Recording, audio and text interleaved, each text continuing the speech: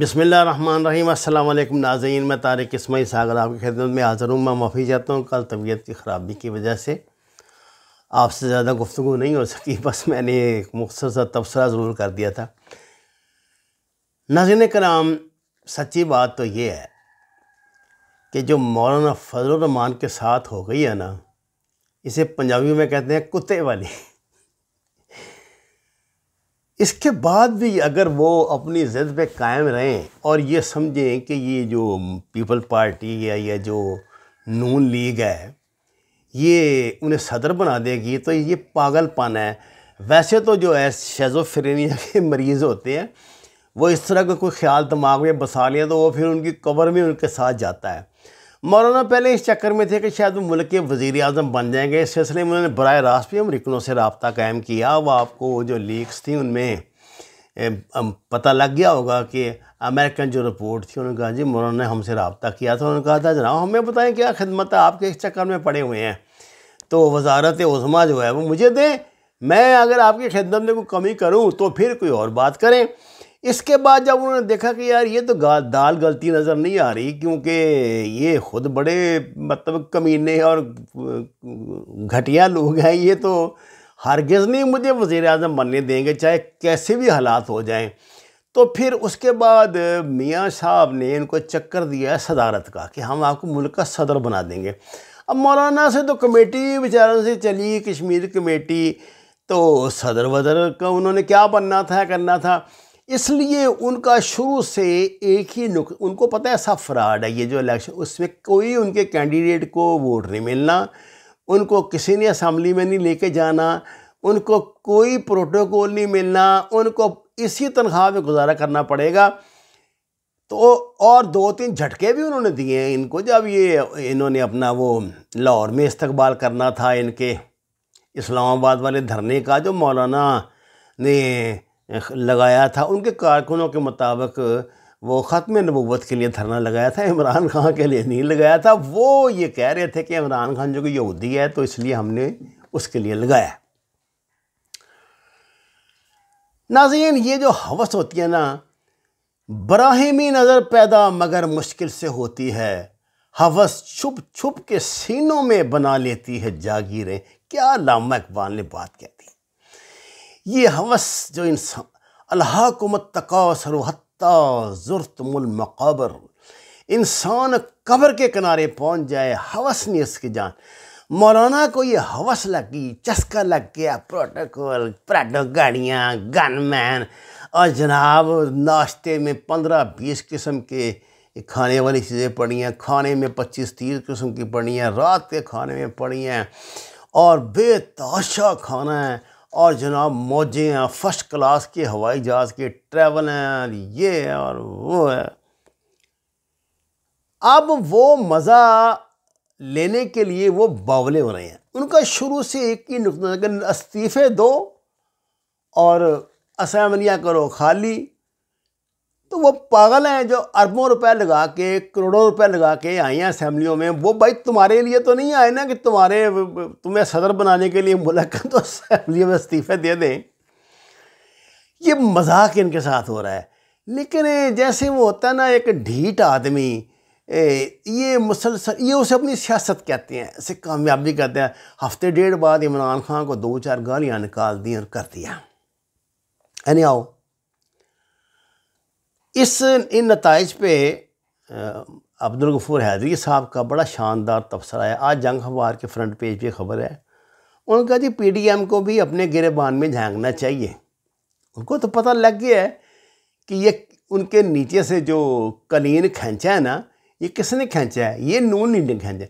اصل میں ناظرین کرام، دروغ برگردن راوی، سنا یہ ہے کہ یہ کوئی ایک ڈیل ہو گئی تھی کہ ٹھیک ہے غفور حیدری کو ہم لے لیں گے، لیکن آپ نے ذرا زبان کنٹرول میں رکھنی ہے اور ہم آپ کو بھی نا اسمبلی میں لے آئیں گے۔ اب یہ انٹیلیجنس والے نا بڑے چلاک لوگ ہوتے ہیں، انہوں نے یہ پلو کیا تھا، یہ انہوں نے بٹرے کیا تھا، مولانا کو چکر دیا تھا، مولانا اس چکر میں آ گیا تو انہوں نے جناب کھٹا کھٹ وہ بڑے مطمئن تھے. آپ نے دیکھا یہ جو تھے اپنے گیلانی صاحب یہ بار بار کہہ اسٹیبلشمنٹ بالکل شامل نہیں ہے, اسٹیبلشمنٹ بالکل شامل نہیں ہے. نہیں اسٹیبلشمنٹ کا کوئی کردار نہیں. آپ شاید نہیں کہیں گے, آپ وہ کہیں گے نہیں جی بڑا کردار ہے یہ. اور وہ جو ہمارا وزیر اعظم ہے جن کی اللہ تعالیٰ نے عقل ہی گٹوں میں ڈال دی ہے غالباً, وہ کہہ رہا تھا جی ہمارے بندوں کو فون آ رہے ہیں جی, صبح تک فون آ رہے تھے, آپ نے یہ نہیں کرنا, آپ نے وہ نہیں کرنا, ان کو دھمکایا جا رہا تھا, یہ کیا جا رہا تھا. وہ یہ سارا اس گیم کا حصہ تھا. اصل میں نون لیگ کی جو انٹیلیجنس ہے اس نے ان کو خبر دے دی تھی کہ بھائی جان آپ کے تو چھولے بک گئے, چیئرمین آ جائے گا اس کا پیپل پارٹی کا, اور ڈپٹی چیئرمین آ جائے گا مولانا کا. آپ کو وہ انجن کیا ملا؟ اور پیپل پارٹی تو پہلے بھاگو ہے, اس نے تو آنا ہی نہیں. اس چکر میں یہ جو آپ نے آگے پروگرام بنایا ہوا ہے لانگ مارچ کا, اس نے تو اس میں آنا ہی نہیں ہے. اب انہوں نے جناب این آخری لمحات میں کھیل بگاڑنے کے لیے 7 بندے انہوں نے رکھے ہوئے ہیں. میں وہی 7 جو پچھے الیکشن میں جن کے ریجیکٹ ہوئے تھے, اب پھر ان کے ریجیکٹ ہو گئے. وہ الٹی سیدھے مورے لگا دی, ووٹ ریجیکٹ ہو گئے اور مولانا منہ دیکھتا رہ گیا. لیکن میں حیرت اس بات پر ہے کہ مرزا افریدی صاحب کو 54 ووٹ ملے اور حیدی صاحب کو ملے 44. تو 10 تو سیدھے یہ تھے نا, ریجیکٹ ہونے والے تو چکر ریجیکٹ تو ان میں کوئی ہوا ہی نہیں نا. ان کے 10 ووٹ جو زیادہ ملے ہیں ان کو افریدی صاحب کو, وہ کس نے دیے ہیں؟ اسی پر تو حالانکہ دیکھیں نا وہ جو ہیں ایجنسیوں والے جو ہیں جو ووٹر ہیں وہ تو مولانا کے مرید ہیں, وہ تو ان کے مقصد فکر سے تعلق رکھتے ہیں, وہ تو کچھ کر ہی نہیں سکتے. اینی ہاؤ میں نے آپ کو یہ بات کہی تھی کہ یہ اب بھونکیں گے اس پہ فوج پہ لازماً. اچھا اس سلسلے میں ایک لطیفہ یہ بڑا زبردست ہے. طلال چودھری کا جو بیان آیا نا کہ بلاول صاحب آپ نے نیوٹرل کا مزہ دیکھ لیا, مزہ آیا نیوٹرل کا مزہ آیا.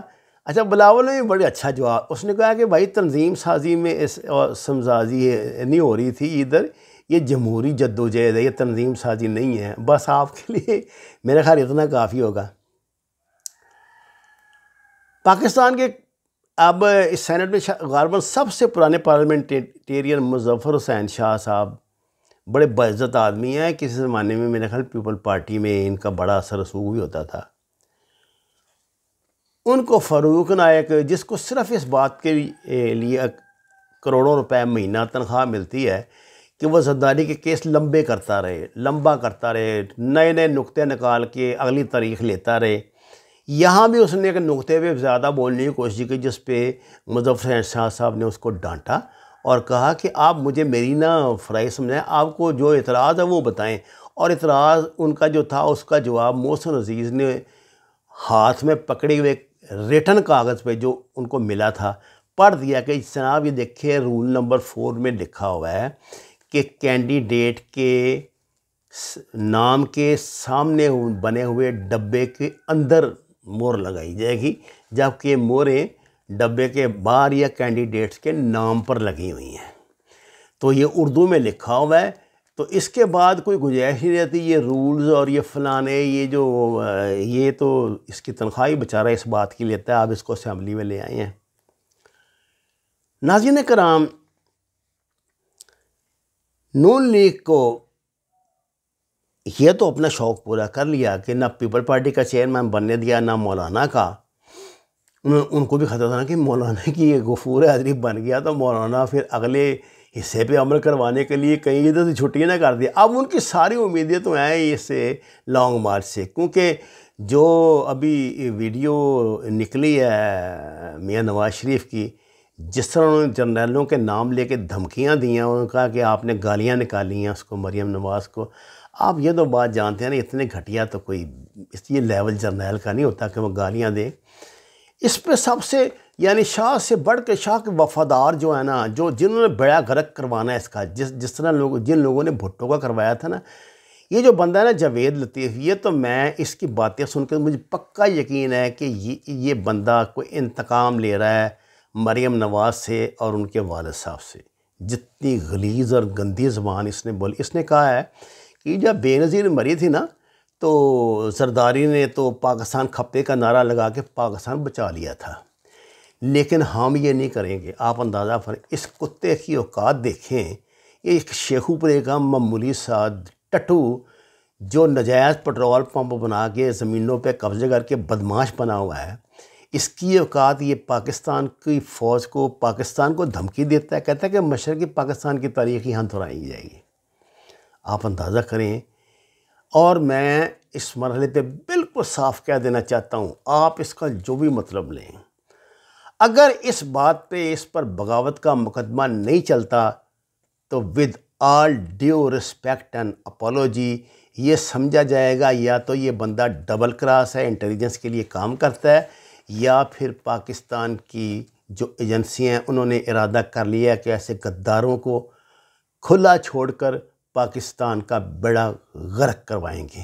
وما علینا الا البلاغ المبین۔ ناظرین کرام، درخواست ہے قرآن اور نماز کو ترجمے کے ساتھ جانیے، ہمارے چینل کو سبسکرائب کریں، لائکس دیں، سچ کے سفر میں ہمارے ساتھی بنیں۔ آپ کا بہت شکریہ۔